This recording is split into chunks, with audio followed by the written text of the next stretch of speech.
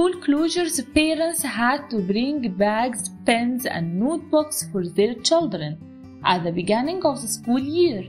But after the spread of Covid-19 and adopting virtual education, parents have to provide their children with laptops and access to internet. For many families, this represents a real burden, especially for those families that belong to the lower social class, and also the families that live in rural areas, where the internet connection is very weak. As a result of weak internet connection and the lack of laptops, many students are forced to stop their education. Social inequalities are not the only problem that people struggled with. Absence of social interaction is also a major challenge. What does it mean to you to go to school? I'm sure some months ago you would have answered differently. We are facing a new digitalized reality where home becomes your studying place.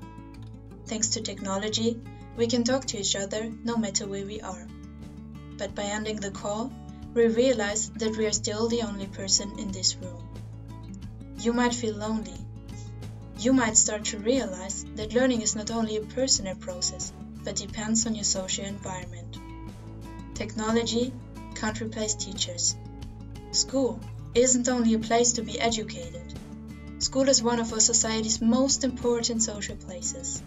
School is interaction, working, and progressing together.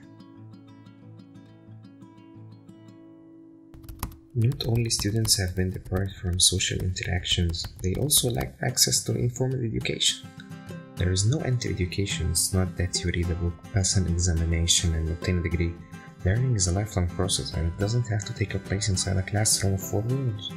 Both formal and informal education play a major role in the student's growth. The informal environment encourages learning in a way that a formal environment may not.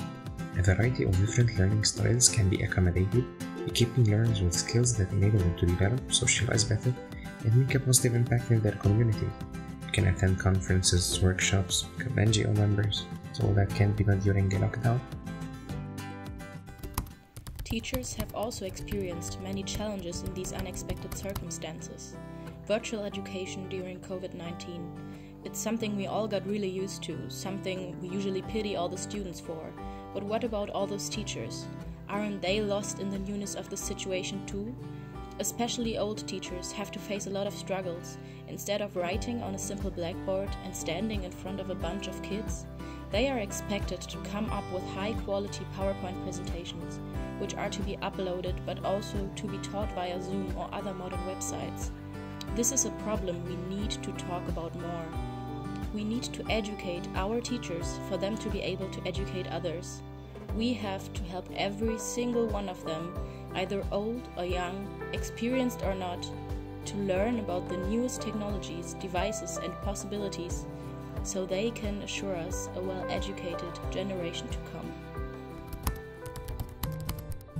Distance learning is a double struggle. Homeschooling has changed learning processes, bringing about both challenges and difficulties both for parents and students.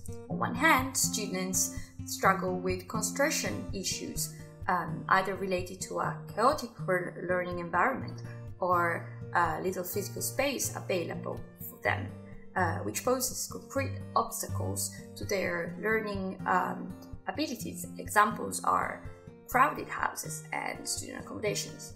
On the other hand, parents too have to tackle the problems caused by homeschooling, as they have become more involved in the educational process, particularly mothers, both by taking on the role of teachers or providing parental supervision to children, to minors in particular, and to elders in some cases.